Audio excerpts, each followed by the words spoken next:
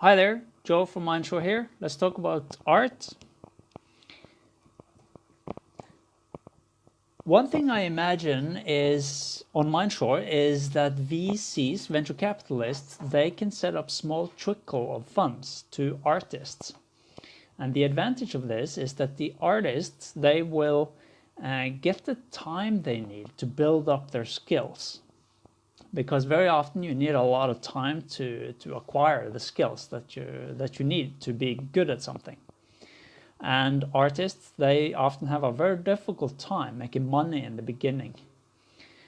So that's something that a venture capitalist could help with. And the return on money for the venture capitalist is that, first of all, they can do a lot, have a lot of impact on the culture with very little funds, because it does not take a lot of money to sustain an artist, because this would not be a way for them to get rich. It would be a way for them to get the time they need to develop their skills. And then as they gain more skills, they can start making sales, and then they can support themselves.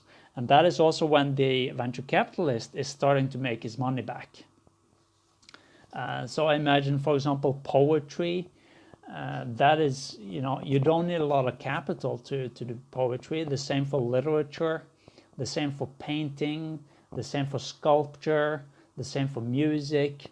So all these different pretty much things that can be done with a single person, but can create tremendous value. Those would be perfect for such a venture capitalist. And another thing that could be part of this system that our venture capitalist would set up is you can have classes on philosophy, on art, and on Ayn Rand's Romantic Manifesto. Maybe a philosopher could broaden a lot of more details. I'm not an expert in this area, but I just imagine that philosophers could go into much more details about how do you express a sense of life, and what is important parts of building up man as a hero, to display him as a hero.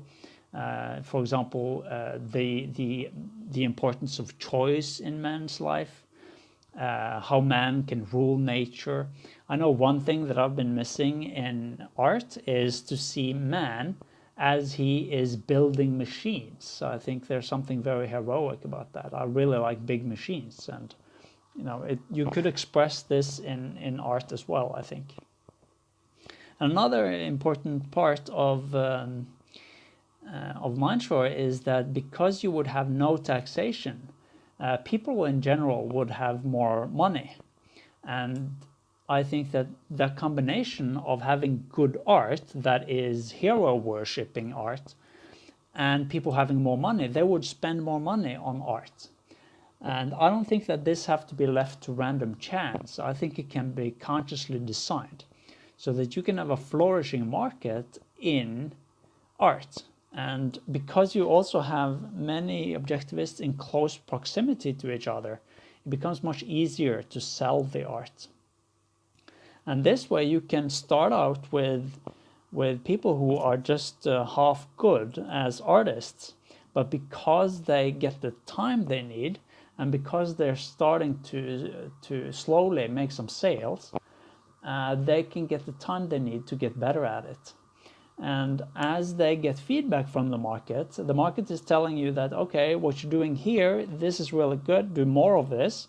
And these other things that you're trying to do, it doesn't really work, so stop doing that, please. And that way you can build up a whole culture of beautiful art, of man worshipping art. And that is something that I think would be very valuable into people's lives. Yeah, thank you very much for your time.